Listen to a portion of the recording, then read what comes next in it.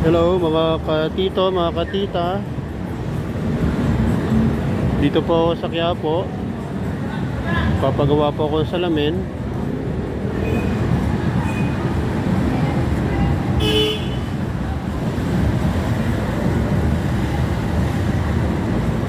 Dito po ako nagpagawa sa Vista 1.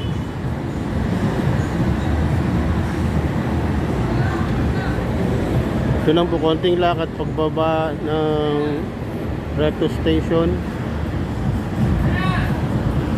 Yan po yung street, katabi ng Isitan. Lakarin lang konti, makikita na itong Vista 1. May dala po akong frame.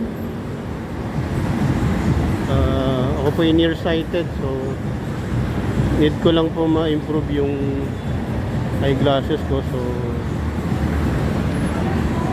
may promo po sila, $399. Pero dahil sa akin ng frame, so yun, $300 na lang po. Nasukatan na po ako. After 1 hour, balikan ko. So ikot-ikot muna ako rito, magsisambay na rin. Ingat po mga katito, mga katita. God bless po.